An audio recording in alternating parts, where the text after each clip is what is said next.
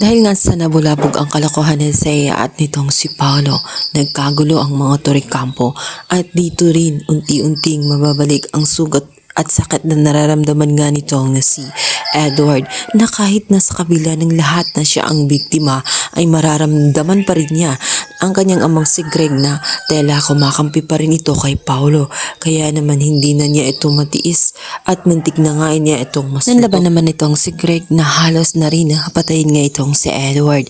Kaya naman dito na pumagitna itong si Madam Regina dahil mahal na mahal niya itong si Edward, dahil nakikita nga niya araw-araw na ang favorite nga nitong si Greg ay walang iba kundi itong si Paolo.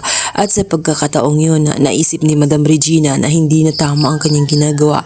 At sa oras na saktan niya itong si Edward ay hindi umano sila magdadalawang isip na lumayas na nga sa mansyon, nang sa ganun malaman ng lahat ang kabulukan ng pamilya at lumantad ang kasinungalingan na pilit nilang tinatakpan. Bilang banda, hindi lamang sila ang nabulabog, maging ang mga katulong sa mansyon ng mga Torrecampo kung saan panay ang bulong-bulungan dahil nga sa mga nangyayari. Ayon nga kay Yulina, hindi lamang yun na unti-unting malalaman ng lahat. Alam niyang meron pang nakatagong sekreto at alam niyang unti-unti itong malalantad dahil alam niyang walang baho na maitatago kailanman. Dahil nga sa tagal nang naninirahan itong si Willie sa mansyon na iyon, kaya naman alam na niya ang mga pasikot-sikot at kung papaano nga nila linisin ang mga dumi na unti-unting lumilitaw.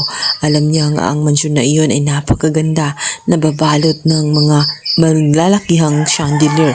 Subalit sa likod noon ay may nakatagong mga lihim na nakakatakot at ayon sa kanya wala na silang magagawa kahit anong gawin nilang paglilinis at pagtakip ng mga butas para hindi sumingaw ang kanilang mga baho ay hindi na mapipigilan pa sapagkat isa-isa na nga itong nagsilabasan.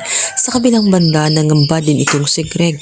Gusto niyang nilisin ang kalat na ginawa nga nitong si Paolo at ito nga ang kinakatakot din niya kung ano ang maging reaksyon ni Edward at nitong si Marge sa oras nga na matuklasan na ng lahat na maging si Ashley ay bunga ng kalokohan at kasinungalingan. Siya ay anak nga nitong si Paolo, hindi anak ni Edward.